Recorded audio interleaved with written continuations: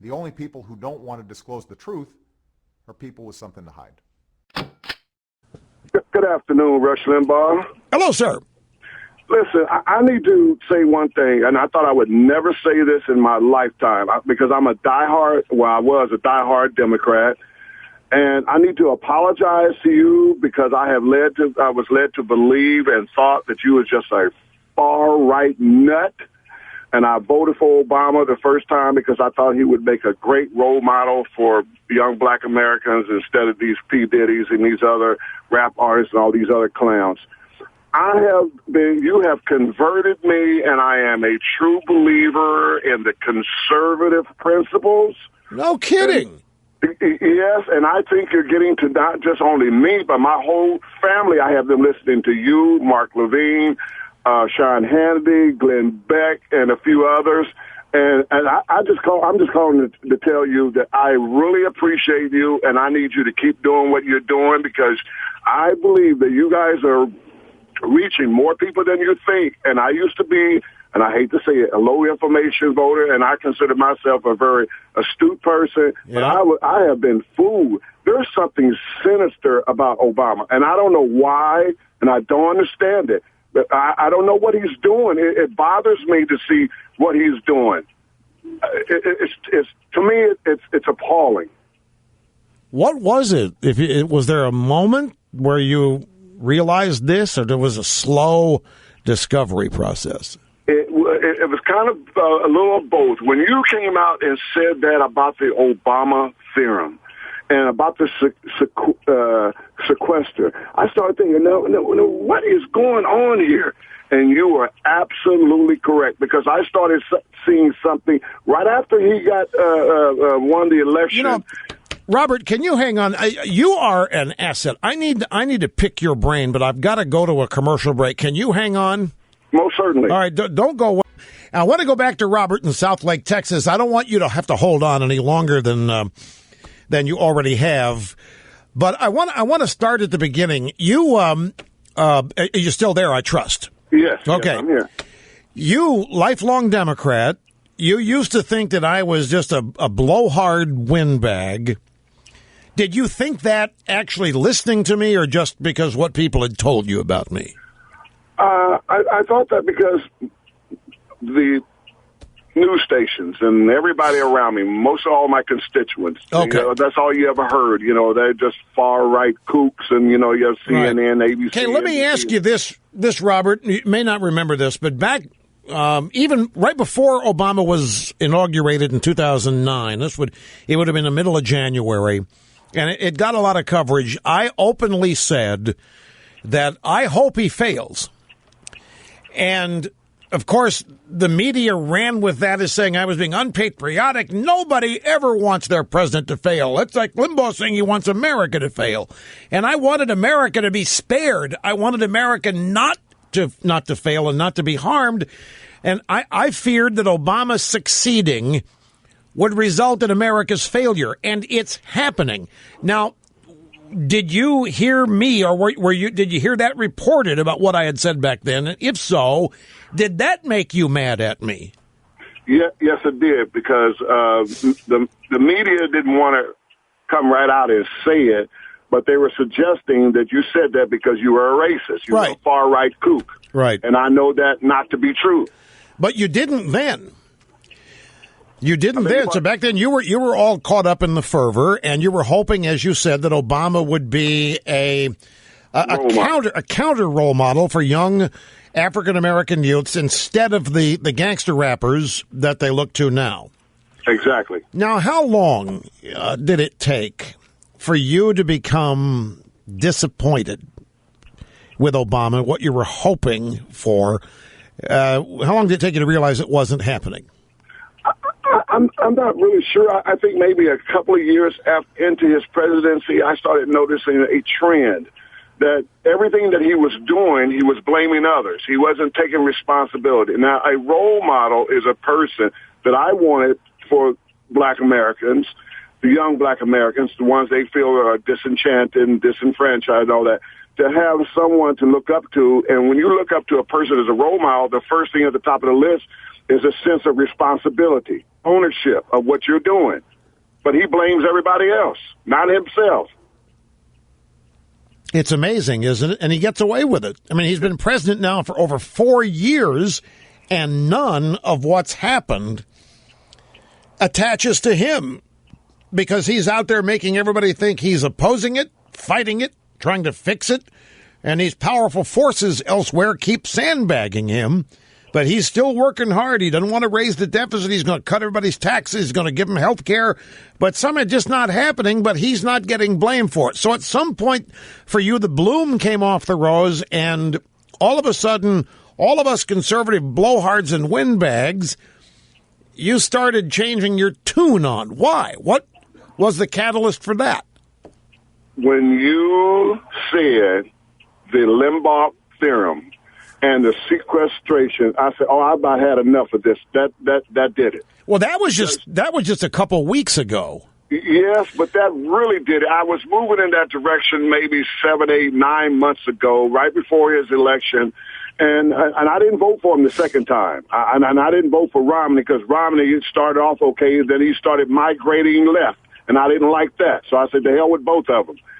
But I'm just through with the Democratic Party. If the Democratic Party is going to be the party of huge government, I work for a living. No one's giving me anything.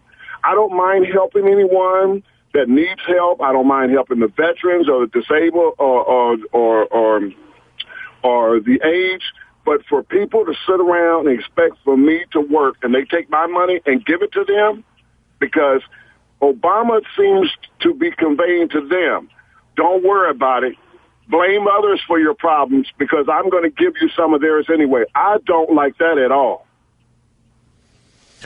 Well, are you alone in this, or do you have... No, my whole family. I mean, I have a lot of constituents, a lot of friends. And I've been talking to them, and now I listen to you, Mark Levine. I listen to Sean Hannity on WPAP every day now, and they're starting to listen, and we're talking, and we're tweeting back and forth. And I don't believe that the Tea Party, I don't know about the GOP because they got some problems over there, the Tea Party patriots, the true conservatives, I don't think they don't have to worry about getting the White House in 2016. Well, the focus right now is the House of Representatives in 2014. No, that's not going to happen. You don't have to worry about that. They are not going to take control of the House in 2014. Trust me. Obama keeps doing what he's doing. He's going to probably lose the Senate, too. Well, the only problem with that is that there's a party in this equation that if anybody could lose it, they could. And they're called the Republicans. I know. I don't know what's wrong with them. I used to have a lot of... Well, I'll tell you what's... Robert, they're afraid that if they criticize Obama in a proper and just way, that people like you are going to never vote for him, and that you're going to hate him, and that you're going to think they're racists. So no, not at all. Because let me tell you the irony and the beauty of that is... let me just step back for a minute. Obama is half black and half white. You cannot say no one can be labeled a racist because we have 5 years of proof of what this man is doing or what he's not doing and what type of person he is. And like I said before, there's something sinister about this man. No one's going to label them a racist. Our eyes are wide open now. Many of us are not low information voters anymore, and we're not beholding to the Democratic Party anymore. Robert, how many people are you speaking for here when you say we are not going to be fooled anymore and we are not low information voters anymore? Who are you talking about? Many Democrats. I mean, many. I mean, I'm part owner of KRF Financial Group. Many of us, my whole neighborhood, I live in South Lake, my whole neighborhood, we're walking, we're talking, everybody's saying the same thing. We do not want to sit here and be robbed by a government for nothing. They're giving our money away to any and everybody. I mean, I work hard for what I have. Is it true just 2 years ago you felt just the exact opposite? That's correct, because 2 years ago I was thinking this man was in there to try to help the disenfranchised. He was going to be a good role model. He was going to bring blacks, whites, Orientals, Hispanics, everybody together, and it hasn't happened that way. Unfortunately, I hate to say it, but he's probably the worst president, and I'm 55 years old, worst president I've ever seen. And I've been through the days and the Los Angeles riots and the 60s and the 70s and the 80s and the 90s, and I've had enough of this. This is not going to help us. It is destroying us. Well, I don't disagree. I'm happy to hear what you're saying. It just surprises me. I'm hoping that these kinds of things are happening. Now, Robert, the reason. See, none of what's happening to me, and by the way, don't misunderstand, this is not a criticism at all, but none of what's happening is a surprise to me because he's a liberal. I know who they are. I know what it doesn't matter. Obama or Al Gore or Hillary, or they're all of the same bent. And so none of this surprises me. I know and I've been frustrated.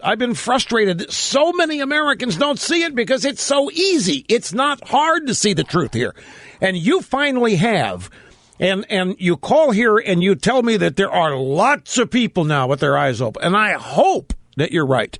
I see his approval numbers falling in the polls, but I don't want to attach too much weight to that because, they could just as quickly change tomorrow.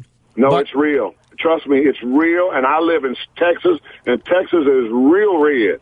It is real. Well, I know. That's the point, Texas. If you were calling me from San Francisco or Los Angeles, it might be even more impactful. But you already live in a red state. But all the people who are moving here are from California and New York and Detroit and Chicago and Atlanta. They're moving to Texas. Why do you think everybody's running to Texas? Let me warn you about that. On one hand, that's something to be proud of, but those people are not going to become conservatives. They're going to come there, and they're going to be their good little liberal selves. And they're going to end up turning Texas into California if you all aren't careful. No. I have some neighbors that came from San Diego, Los Angeles, and the Bay Area, and they were Democrats. They are now conservative. They left California because they don't want Texas to turn into California. Well, that's good, but just keep it in the back of your mind because, in Florida, we've had an influx of people from the Northeast. And they come down here, and they're still liberals when they're fleeing liberalism. They're fleeing taxes. They're fleeing property taxes. They're fleeing the fact they can't afford to buy anything. But they come down here, and they still elect Democrats, and they still hang around, and they still do all the stuff that ended up turning their states blue. You got to keep a sharp eye on it, Robert.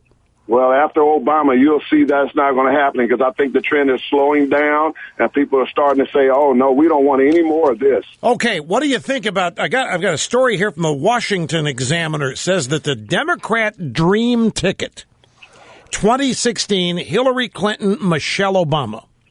Is that a joke? No. 2016, Hillary Michelle, dream ticket idea floated. That would never happen.